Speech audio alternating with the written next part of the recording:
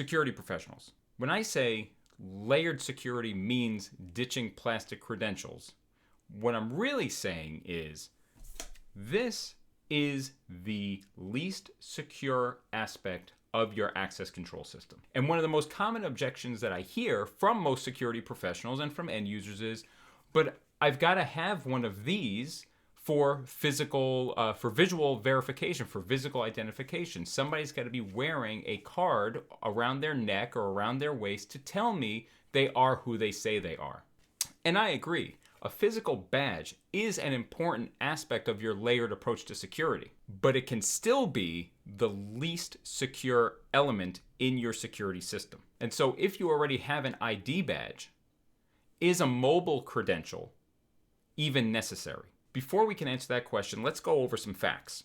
And I'm going to leave all my sources down in the description section below so you can see where I'm drawing my information from. Fact number 1, 17.3% of cardholders report losing their credential at least once per year. Fact number 2, that same survey found that organizations with an average headcount of 40,000 people tended to lose more than 10,000 credentials per year. Fact number 3, the average time to replace a credential is around 12 and a half minutes. Now you say, Phil, 17.3%, that doesn't really sound like a lot.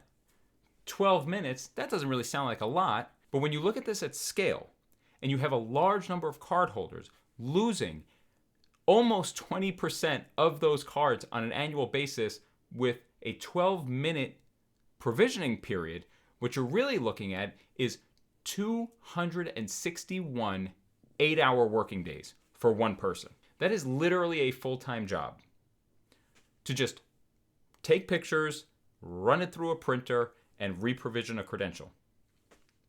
And in today's day and age of work from home, if that credential is lost or stolen, and then 12 minutes are spent re-provisioning, and then you have to pay $20 to the post office or to FedEx or to UPS to send that credential to that individual, it costs even more time and money. Now, here's a really interesting fact, and it kind of starts tying things together. A 2020 survey by IBM found that the most common way that a data breach occurred was through lost or stolen credentials.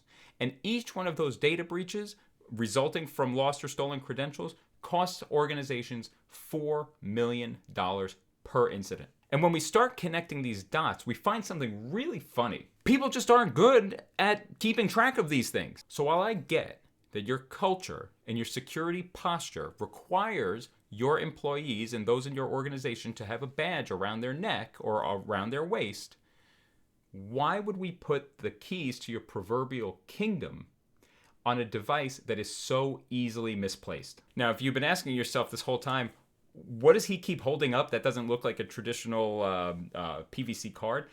It's not. This is actually a sample card that us cool people at HID get to carry around to show you all the different types of technology that's in a card. And I've got a lot of them. If you'd like one of these, leave me a comment down below and I'd be happy to send you one free of charge. These are really fun and a really good visual tool to show your stakeholders, your customers, your end users, all the different types of technologies that can fit in a card, and sort of the progression from procs, Magstripe procs, and now all the way through iClass and CIOS. So like I said, leave me a comment down below and I'll shoot you off one of these. Now let's take a moment and talk about layered security, or a defense in-depth strategy. The basic concept here is you're going to place your asset, the thing that you're trying to protect, in the center of sort of a design of concentric circles of security. So let's say I'm a bank. This is the easiest example of this.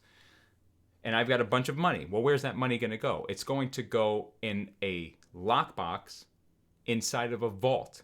And that vault is going to be protected by 1 foot thick concrete walls. There's going to be all sorts of seismic sensors around the vault. There's going to be a giant vault door with a combination lock and probably some version of electronic access control on that.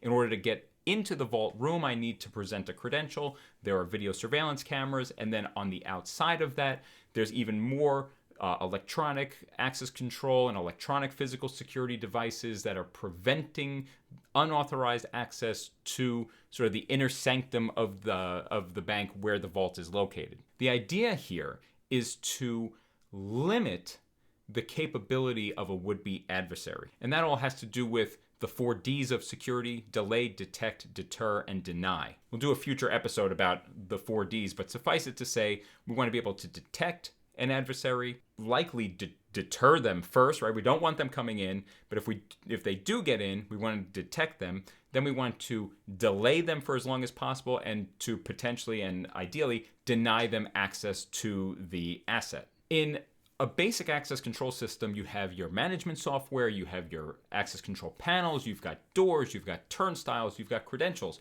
And each of these devices work in tandem to restrict access to certain people, to certain doors at certain times of day. You might also institute rules like anti-passback rules, visitor management policies and procedures, and of course, what we're talking about here today, the wearing of ID badges. But in all of that, where does it say that the ID badge also has to be your access control credential?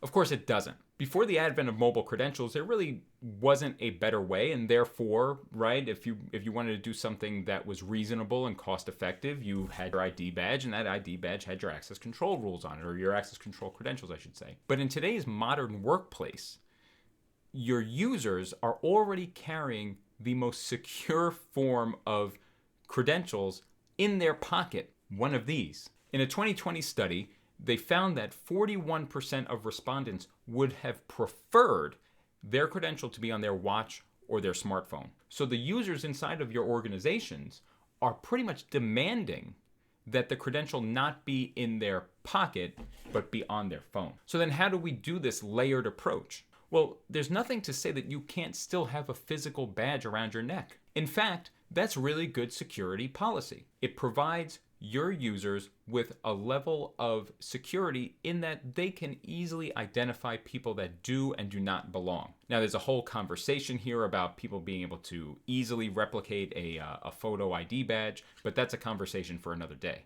But in the world that we live in, where we know people are going to lose these, is it still proper procedure to put your access control credentials on here as well? The answer, in my opinion, is unequivocally no.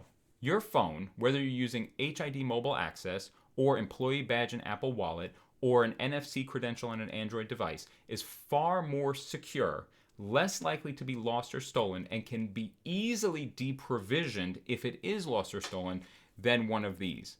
The likelihood that someone loses this is already high, and the time that it takes them to report that lost credential to your card office could be a virtual eternity.